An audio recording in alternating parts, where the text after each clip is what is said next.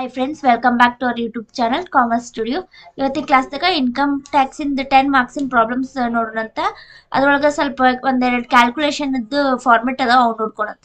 Car calculation ಏನಕ್ಕೆ ಇದ್ರ ಅಂದ್ರೆ 16cc ಕಾರ್ ಕೊಟ್ಟು ಅದ್ರದ್ದು ಕ್ಯಾಲ್ಕುಲೇಟ್ ಮಾಡಂತ ಕೊಟ್ಟಿರ್ತಾರೆ. ಸೊ 16cc ಏನಾರ ಕಾರ್ ಕೊಟ್ಟಿದ್ರೆ ಅದಕ್ಕೆ 1800 ತಗೋಬೇಕು. ಮತ್ತೆ ಡ್ರೈವರ್ ಸ್ಯಾಲರಿ ಏನಾರ ಇನ್ಕ್ಲೂಡ್ ಇತ್ತು ಅಂದ್ರೆ ಅದಕ್ಕೆ 900 ತಗೋಬೇಕು. ನೆಕ್ಸ್ಟ್ 18cc ಕಾರ್ ಏನೋ ಕೊಟ್ಟಿದ್ರೆ 2400 ತಗೋಬೇಕು. ಮತ್ತೆ ಡ್ರೈವರ್ ಸ್ಯಾಲರಿ 900 ಫಿಕ್ಸ್ ಇರುತ್ತೆ. ಓಕೆ, ನೆಕ್ಸ್ಟ್ ಕ್ವಶನ್ ದಾಗ ರಿಕಗ್ನೈಸ್ ಪ್ರಾವಿಡೆಂಟ್ ಫಂಡ್ ಬಂದ್ರೆ 12% ಇದು ಫಿಕ್ಸ್ ಇರುತ್ತೆ. ಅವ್ರು ಯಾವ್ದೋ ಕೊಟ್ಟು ಅವ್ರು ಕೊಟ್ಟ ಪರ್ಸೆಂಟ್ ದಾಗ -12 ಮಾಡ್ಕೊಂಡು ಬಂದ್ ಅಮೌಂಟ್ ದಾಗ ಕ್ಯಾಲ್ಕುಲೇಷನ್ ಮಾಡ್ಬೇಕಾಗತ್ತೆ. Next interest on RPF same ಇರುತ್ತೆ. ಇದು 9.5%, ಸಾರಿ 9.5% ಇರುತ್ತೆ. ಅದು ಸೇಮ್ ಅವ್ರು ಕೊಟ್ಟಿರೋ ಪರ್ಸೆಂಟೇಜ್ ದಾಗ ಈ 9.5% ಮೈನಸ್ ಮಾಡಿ ಬಂದ್ ಇದ್ರಾಗ ನಾವು ಕ್ಯಾಲ್ಕುಲೇಷನ್ ಮಾಡ್ತೀವಿ. ಈಗ ಪ್ರಾಬ್ಲಮ್ ನೋಡೋಣ. 10 marks problem on income from salary. Mr. Shiva is working in a Bangalore, in a company in a Bangalore. He has furnished the following details of his income. The year ending 31/3/2022 ಅಂತ ಕೊಟ್ಟಾರ. ಅವ್ರೇನ್ ಕೊಟ್ಟಿರ್ತಾರಲ್ಲ ಅವ್ನು ಹಚ್ಕೋದು. ಸ್ವಲ್ಪ ಒಂದೊಂದು items ಮಾತ್ರ ಬಿಡಬೇಕು. ಈಗ first direct problem ಹೋಗೋಣ. ಫಸ್ಟ್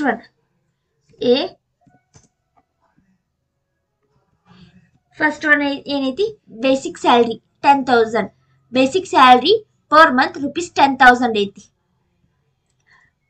ಬೇಸಿಕ್ ಸ್ಯಾಲ್ರಿ ಅಂತ ಹಚ್ಕೋರಿ. ಬಟ್ ಅದೇನೈತಿ ಪರ್ ಮಂತ್ ಐತಿ. ಸೊ ನಮಗದು ಇಯರಿಗೆ ಬೇಕು. ಇಂಟು 12 ಮಾಡ್ಕೊಂಡ್ರೆ ಹೊರಗಿನ ಕಾಲಮಿಗೆ ಬಂದು 1,20,000.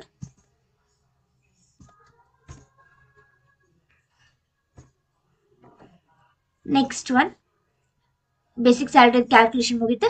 Next B dearness pay per month ₹2,000 treated as part of salary ಅಂತೈತಿ. 2,000 ಪರ್ ಮಂತ್ ಐತಿ. DA ಅದನ್ನ ನಾವು ಇಯರಿಗೆ ಕನ್ವರ್ಟ್ ಮಾಡ್ಕೋಬೇಕು. DA 2,000 ಇಂಟು 12 ಮಾಡಿದ್ರೆ 24,000. ಸಿಂಪಲ್ ಇರುತ್ತೆ problem.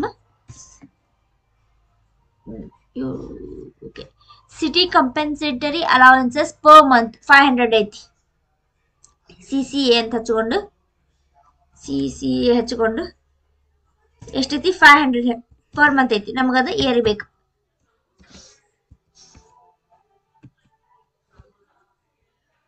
$500 into 12 66,000. Sorry, 6,000. Next D bonus equal to 2 months basic salary and DA ಅಂತ ಹೇಳ್ಯಾರ. ಅಂದ್ರ DA ಬೇಸಿಕ್ ಸ್ಯಾಲರಿ ಎಷ್ಟೈತಿ? 10,000 ಪ್ಲಸ್ 2,000 ಬೋನಸ್ ಅಂತ ಹಚ್ಕೋರಿ. ಎರಡನ್ನೂ ಆ್ಯಡ್ ಮಾಡ್ಕೋಬೇಕು. 10,000 ಬೇಸಿಕ್ ಸ್ಯಾಲರಿ ಪ್ಲಸ್ DA 2,000 ಮಾಡಿದ್ರೆ ನಮ್ಗೆ 12,000 ಆನ್ಸರ್ ಆಗುತ್ತೆ. ಈ 12,000ಗೆ ಎಷ್ಟು? ಓನ್ಲಿ 2 months ಸ್ಯಾಲರಿ ಹೇಳ್ಯಾರ. ಸೊ 2 ಮಾಡಿದ್ರೆ 24,000. ಅಂದ್ರ ಅವ್ರೇನ್ ಹೇಳ್ಯಾರ? Bonus equals to basic salary and DA 2 months of basic salary and DA ಅಂತ ಹೇಳ್ಯಾರ. ಇವನ್ನ ಎರಡು ಆ್ಯಡ್ ಮಾಡಿ ಇಂಟು 2 ಮಾಡಿ ಅಂದ್ರೆ 2 ಮಂತಿಂದ ಅಷ್ಟು ತಗೋ ಅಂತ ಹೇಳ್ಯಾರ ಅವ್ರು. Okay, next entertainment allowances at ₹800 per month.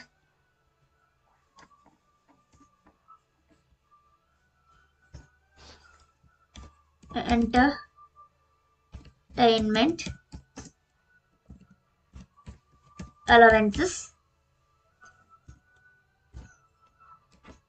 800 into 12 ಮಾಡಿದ್ರೆ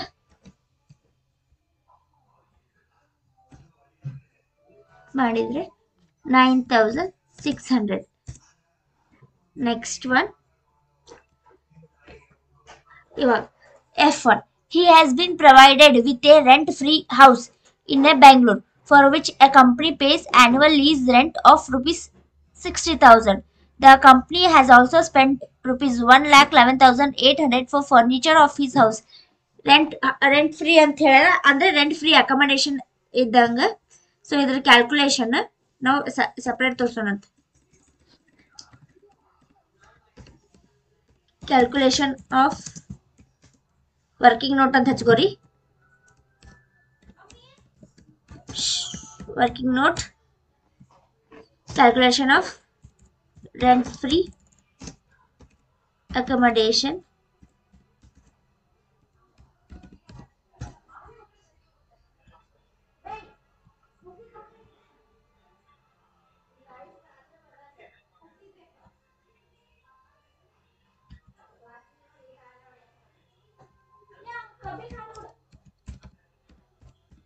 particulars rupees.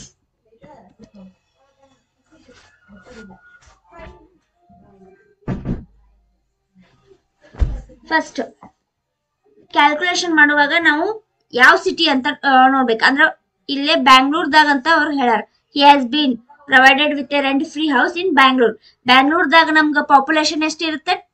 ಅಬೌಟ್ 25 lakhs ಇರುತ್ತೆ. ಸೊ ಅಬೌಟ್ 25 lakhs ಏನೋ ಪಾಪ್ಯುಲೇಷನ್ ಇದ್ರೆ ನಾವು 15% ಆಫ್ ಸ್ಯಾಲ್ರಿ ತಗೋತೀವಿ. 15% ಆಫ್ ಸ್ಯಾಲ್ರಿ. ಓಕೆ, ಈಗ ಸ್ಯಾಲ್ರಿ ಕಂಡು ಹಿಡ್ಕೋಕ ಒಂದು ಫಾರ್ಮುಲಾ. ಸ್ಯಾಲ್ರಿ ಕಂಡು ಹಿಡ್ಕೋಕ ಸ್ಯಾಲರಿ ಅವರು ಡೈರೆಕ್ಟ್ ಕೊಟ್ಟಿಲ್ಲ. ಸೊ ನಾವು ಸ್ಯಾಲ್ರಿ ಕಂಡು ಹಿಡ್ಕೋಕ ಏನ್ ಮಾಡ್ತೀವಿ ಅಂದ್ರೆ, ಬೇಸಿಕ್ ಸ್ಯಾಲ್ರಿ ಇಲ್ಲಿ ಏನೇನು ಬರ್ಕೊಂಡಿವಲ್ಲ ಇವನಷ್ಟು ಆಡ್ ಮಾಡ್ತೀವಿ. 1,20,000, 24,000, 6,000, 24,000, 9,600 ಇವೆಲ್ಲ ಆಡ್ ಮಾಡಿದ್ರೆ ನಮಗೆ ಸ್ಯಾಲ್ರಿ ಸಿಗುತ್ತೆ. 1,20,000 ಪ್ಲಸ್ 24,000, 6,000 ಪ್ಲಸ್ 24,000 ಪ್ಲಸ್ 9,600 ಮಾಡಿದ್ರೆ equal to 1 lakh is equal ಇಷ್ಟು ಬರುತ್ತೆ. ಈಗ ಇದಕ್ಕೆ 15% ಇಂಟು 1,83,600 ಮಾಡಿದ್ರೆ ನಮ್ಗೆ ಆನ್ಸರ್ 27,540.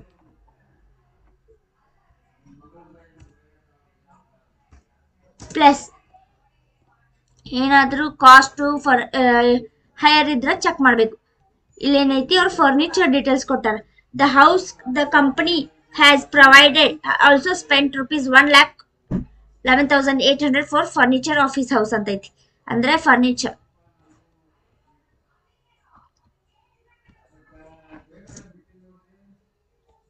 ಇದಕ್ಕೆ 10% ತಗೋಬೇಕು. ಅಂದ್ರೆ ಕಾಸ್ಟ್ ಇದ್ದಂಗಿದೆ. 10% ಆಫ್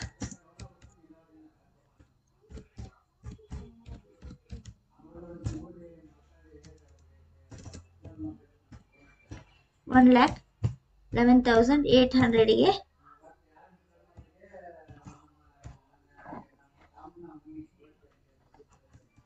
10% ಮಾಡಿದ್ರೆ 11,180 ಬರುತ್ತೆ. ಇವನ್ನೆರಡು ಆಡ್ ಮಾಡಿದ್ರೆ ಈಗ 38,720. ಈ ಆನ್ಸರ್ ಬಂದಿದ್ದು ಏನೈತಲ್ಲ ಇದನ್ನ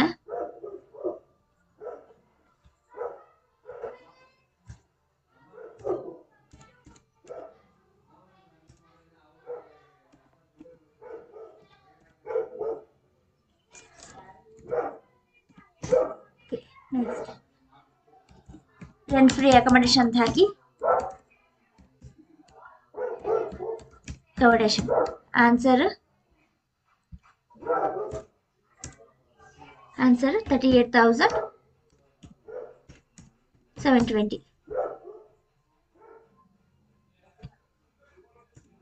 ನೆಕ್ಸ್ಟ್ ಜಿ ಏನ್ ಕೊಟ್ಟಾರ ಅವರು? He is allowed to use phone at his house and the phone bill paid by the company amounted 10,000. ಇದನ್ನ ನಾವು ತಗೋದಿಲ್ಲ.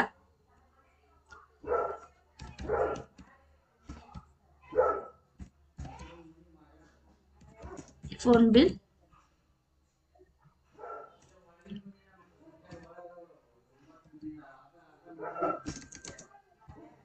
been provided with the luxury car of 2000 cc which is used for both private and office use all the expenses include driver salary are paid by the company ಅಂತ ಹೇಳ. 2000cc ಅಂದ್ರು ಒಂದ, 18cc ಅಂದ್ರು ಒಂದ, which is a big car. So ಇದ್ರ calculation motor car ಅಂತ ಹಚ್ಕೋರಿ. Next one H motor car,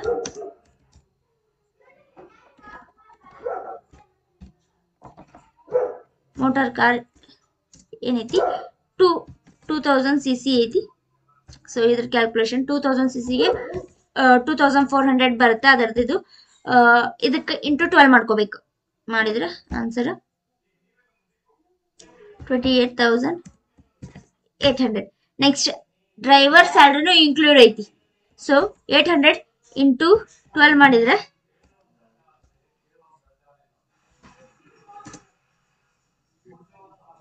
into ಮಾಡಿದ್ರೆ 10,000.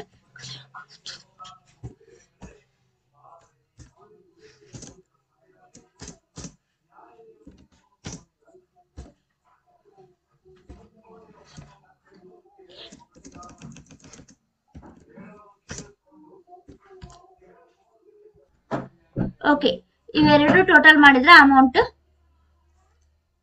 ಮೋಟರ್ ಕ್ಯಾಲ್ಕುಲೇಷನ್ ಅಮೌಂಟ್ ಎಷ್ಟು ಬರುತ್ತೆ ಅಂದ್ರೆ 39,600. ನೆಕ್ಸ್ಟ್ ಒನ್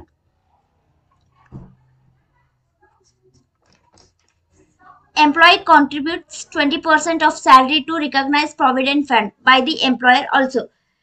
ಏನೈತಿ RPF ರಿಕಗ್ನೈಸ್ ಪ್ರಾವಿಡೆಂಟ್ ಫಂಡ್ ಬಂದ್ರೆ ತಗೋಬೇಕು, ಅನ್ರಿಕಗ್ನೈಸ್ ಪ್ರಾವಿಡೆಂಟ್ ಬಂದ್ರೆ ತಗೋಬಾರ್ದು. ಫಸ್ಟ್ ಅದ್ರ ಮೇಲೆ ಅನ್ರಿಕಗ್ನೈಸ್ ಪ್ರಾವಿಡೆಂಟ್ ಫಂಡ್ ಅದ್ರದ್ದು ಇಂಟ್ರೆಸ್ಟ್ ಬಂದ್ರೆ ನಾವು ತಗೋಂಗಿಲ್ಲ. ಓನ್ಲಿ ರಿಕಗ್ನೈಸ್ ಪ್ರಾವಿಡೆಂಟ್ ಫಂಡ್ ಅಷ್ಟೇ ತಗೋತೀವಿ. ಎಂಪ್ಲಾಯಿ ಕಾಂಟ್ರಿಬ್ಯೂಟ್ಸ್ 20% ಐತಿ, ಬಟ್ ನಮಗೆ ಇದಕ್ಕೆ ಏನ್ ಹೇಳ್ಯಾರ 12% ಫಿಕ್ಸ್ ಐತಿ. ಸೊ ಇವಾಗ ಕ್ಯಾಲ್ಕುಲೇಷನ್ ಮಾಡುವಾಗ ಇದನ್ನ ಎದ್ರ ಮೇಲೆ ತಗೋತೀವಿ ಅಂದ್ರೆ ಸ್ಯಾಲ್ರಿ ಮೇಲೆ ತಗೋತೀವಿ.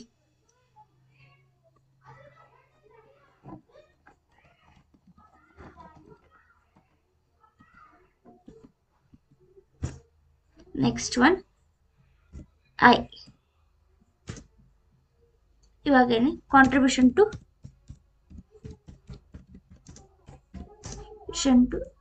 RPF. ಇವಾಗ RPF ಇಂದ ಎಷ್ಟು ಕೊಟ್ರ ಅವರು 20% ಕೊಟ್ಟಾರ. ಬಟ್ ನಮ್ದು ರೂಲ್ಸ್ ಏನೈತಿ 12%. ಎರಡು ಲೆಸ್ ಮಾಡಿದ್ರೆ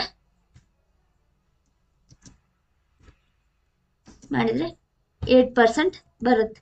ಸೊ ಈ 8% ನಾವು ಸ್ಯಾಲ್ರಿ ಮ್ಯಾಗ ಮಾಡ್ಕೋತೀವಿ.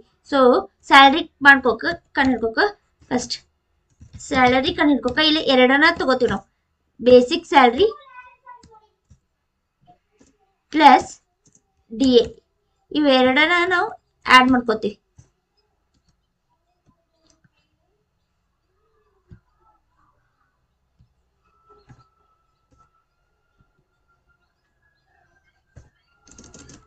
ಬೇಸಿಕ್ ಸ್ಯಾಲರಿ ಎಷ್ಟೈತಿ 1,20,000 ಪ್ಲಸ್ DA ಎಷ್ಟೈತಿ 2,40,000. ಇವೆರಡು ಆಡ್ ಮಾಡಿದ್ರೆ 1,44,000 ಬರುತ್ತೆ. ಈ 1,44,000ಗೆ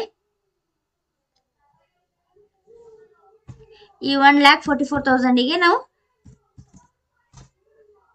ಡಿವೈಡ್ ಬೈ ಅವ್ರು ಕೊಟ್ಟಿರೋ ಪರ್ಸೆಂಟೇಜ್.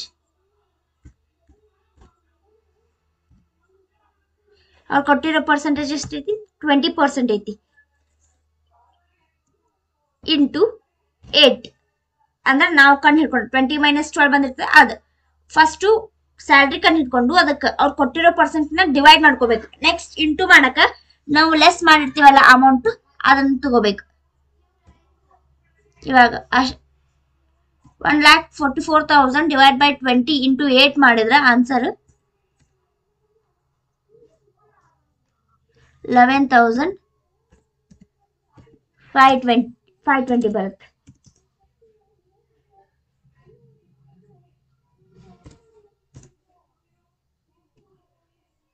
ನೆಕ್ಸ್ಟ್ ಒನ್ ಇದು ಮುಗೀತು. Next J. Okay, J. Rupees 8,500 interest was credited to the above provident fund balance at 70% per annum. ಈ 17% ನಮಗೆ ರೂಲ್ಸ್ ಪ್ರಕಾರ ಇಂಟ್ರೆಸ್ಟ್ 9.5% ಐತಿ. ಸೊ ಅಲ್ಲಿ ಏನ್ ಮಾಡಿದ್ವಲ್ಲ ಸೇಮ್ ಮೈನಸ್ ಮಾಡ್ಕೋಬೇಕು. RPF ದಾಗ ಏನ್ ಮಾಡ್ಕೊಂಡ್ವಲ್ಲ ಅದೇ ತರನ ಇಲ್ಲಿ ಮಾಡ್ಬೇಕು. ಇಂಟ್ರೆಸ್ಟ್ ಆನ್ RPF ಅಂತ ಹಚ್ಕೊಂಡು RPF ಮಾಡ್ಕೊಂಡು ಅವ್ರ ಕ್ವಶನ್ ದಾಗ ಕೊಟ್ಟಿದ್ದು 17% ಲೆಸ್ ನಮಗೆ ರೂಲ್ಸ್ ಇರೋದು 9.5% ಮಾಡಿದ್ರೆ 7.5% ಬರುತ್ತೆ. ಇವಾಗ ಅವ್ರು ಆಲ್ರೆಡಿ ಕ್ವಶನ್ ದಾಗ 8,500 ಅಂತ ಅಮೌಂಟ್ ಕೊಟ್ಟಾರ. ಸೊ ಅದ್ರ ಮೇಲೆ ನಾವು ಮಾಡ್ಕೋತೀವಿ, ಇಲ್ಲೇನ್ ಸ್ಯಾಲ್ರಿ ಮೇಲೆ ಮಾಡಲ್ಲ, ಅವ್ರು ಕೊಟ್ಟಿರೋ ಅಮೌಂಟ್ ಮೇಲೆ 8,500 ಡಿವೈಡ್ ಬೈ ಫಸ್ಟ್ ಅವ್ರು ಕೊಟ್ಟಿರೋ ಪರ್ಸೆಂಟ್ ಇರುತ್ತಲ್ಲ ಅದ್ರಲ್ಲೇ ಡಿವೈಡ್ ಮಾಡ್ಕೊಂಡು ಇಂಟು ನಮಗೆ ಎಷ್ಟು ಬಂದಿರ್ತತಿ ಮಾಡಿದ್ರೆ ನಮಗೆ ಆನ್ಸರ್ ಬಂದಿರ್ತದಲ್ಲ ಇದ್ರಲ್ಲೇ ನಾವು ಇಂಟು ಮಾಡ್ಕೋಬೇಕು. ಮತ್ತೆ ಇದನ್ನ ಅವ್ರು ಕೊಟ್ಟಿರೋ ಕ್ವಶನ್ ಕೊಟ್ಟಿರೋ ಪರ್ಸೆಂಟೇಜ್ಲೆ ಡಿವೈಡ್ ಮಾಡ್ಕೋಬೇಕು. ಮಾಡಿದ್ರೆ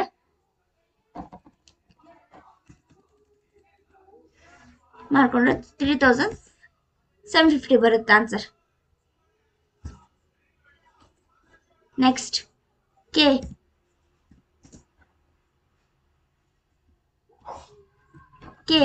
₹570 worth gas and energy has been provided to the employee for the employer's own production. ತಗೋತೀವಿ ಇದನ್ನ. gas and energy amount 5073. Next L.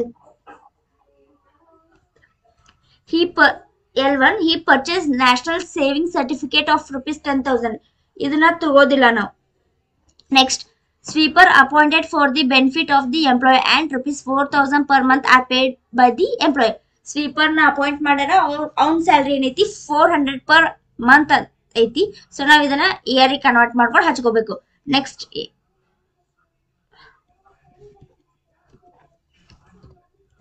Sweeper salary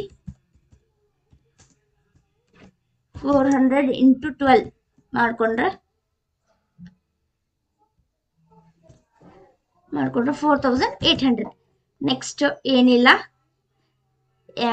ಮುಗಿದು. ಸೊ ಇವಾಗ ಅಷ್ಟು ಆಡ್ ಮಾಡ್ಕೋಬೇಕು.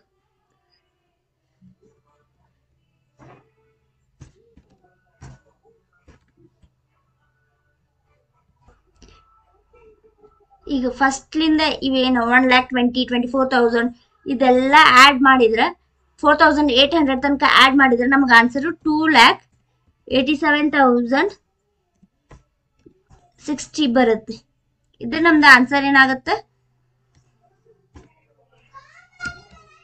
ಗ್ರಾಸ್ ಸ್ಯಾಲ್ರಿ, ಗ್ರಾಸ್ ಇನ್ಕಮ್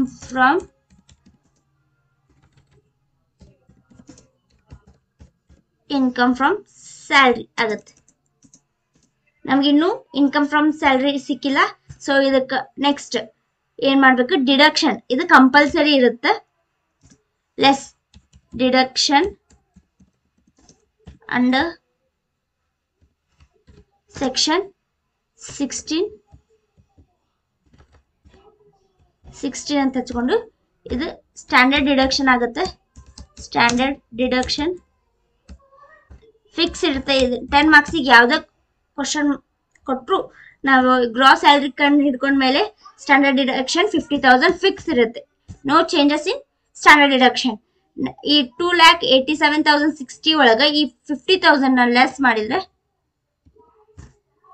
ಮಾಡಿದ್ರೆ ನಮಗ 2,37,060 ಇದು ನಮ್ದು ಇನ್ಕಮ್ ಫ್ರಮ್ ಸ್ಯಾಲ್ರಿ.